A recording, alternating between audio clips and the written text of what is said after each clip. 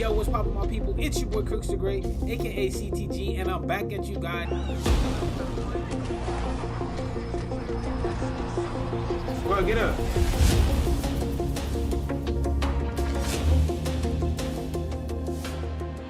Yo, what's poppin', my people? It's your big homie Crooks the Great, aka CTG, and welcome to UFC 5 101, How to Use Justin Gaethje.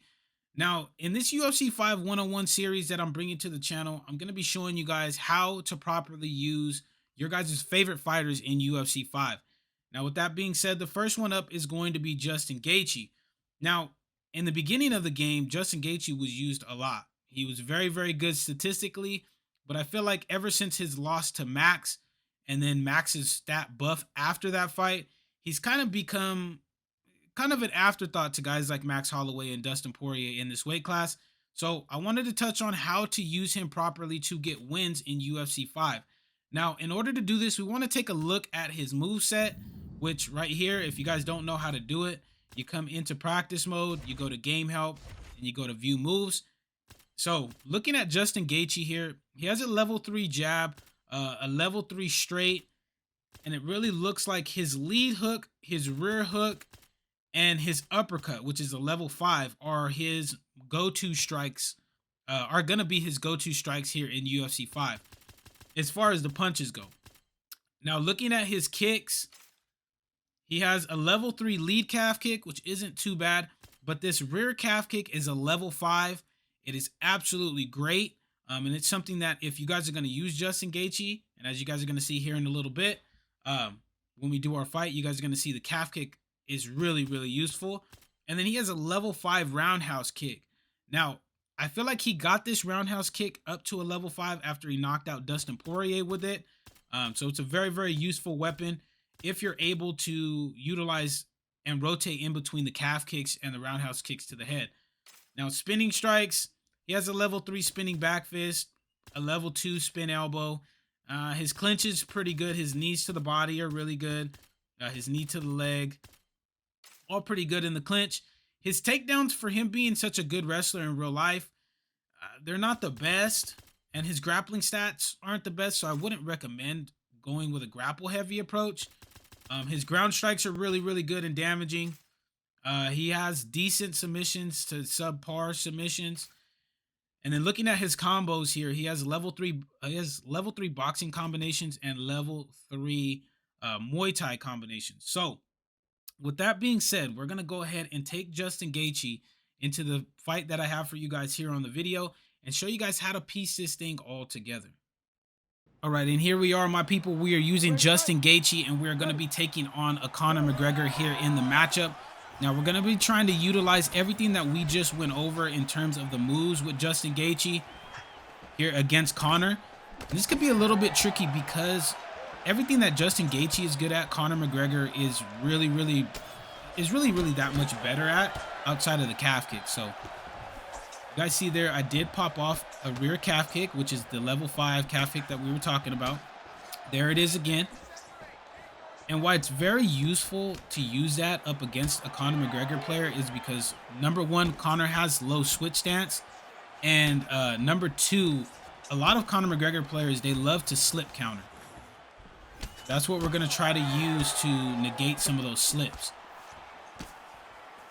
There, we missed on the roundhouse kick, but we're just letting them know that we're looking to set it up.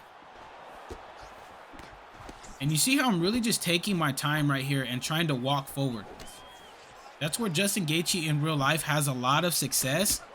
And that's where you should be fighting, and that's how you should be fighting when you're using Justin Gaethje in UFC 5. You don't really want to be using him on the back foot too much because he's a really, really good fighter when he's going forward and he has the momentum. See right here, we're popping off that calf kick, and look it. That lead leg is already chopped up. We're still just taking our time. And I'm not really worried too much as we eat an overhand right there.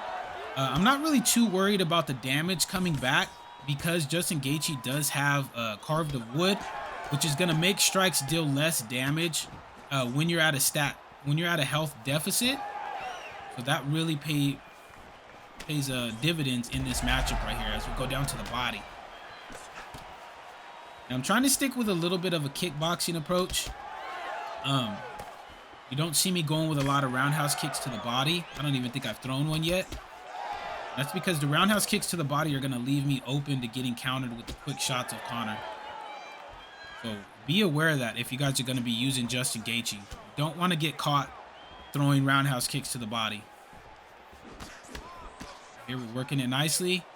See, I'm pacing myself out well. Guy's clinching me up. It's all right. Right there, nice lead calf kick into a rear calf kick. And at the end of the first round, we already have that lead leg of his chopped up. And you see him trying to kick us back. Here we're just taking our time. He's looking for the clinch, which is kind of weird. But, I mean, it is what it is. A lot of players do a lot of weird things in this game.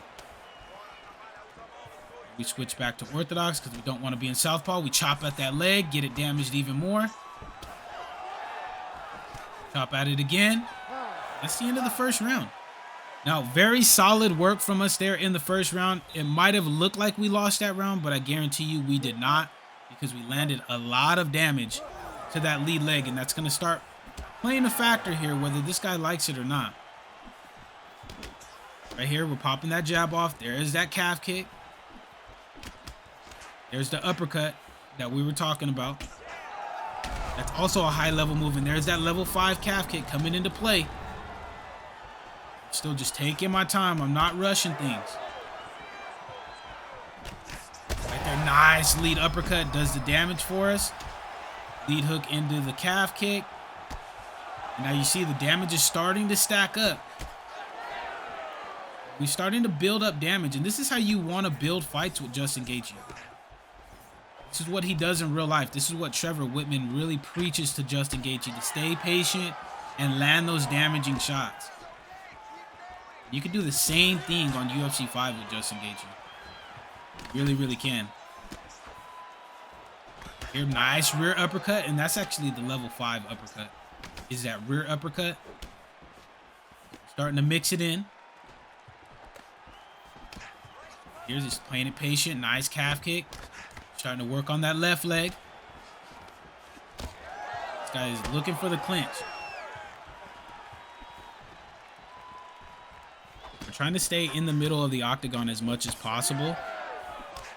Pressing forward. We're throwing that roundhouse kick, because now that his leg is chopped up, it's going to start to open up the possibility of him blocking low and eating a roundhouse kick to the head. Here we're taking our time. Nice jab straight into the calf kick. Notice how I'm not going away from what has been successful for us with Justin Gaethje.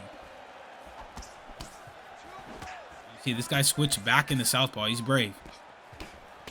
Throwing the overhand.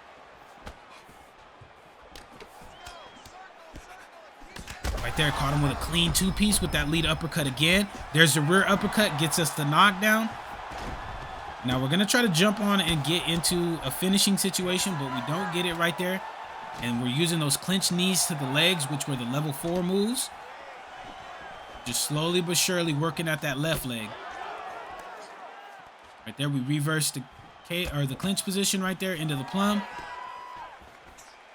Now we got him in all sorts of trouble right here. You see him looking to duck. That's only gonna make us want to chop that lead leg even more. If he decides to go with a slip strategy. Right here, we're sitting in a perfect position. We really, really are. So just taking our time. He opened up a cut above our eye. The damage to him is starting to stack up. He's clinching us again. Goes the knee to the body. Another one. That's the end of the second round. Now you can see this guy's starting to feel the pressure. He's starting to feel it because you notice he's starting to clinch a lot more. Because that leg is chewed up. That uppercut knocked him down.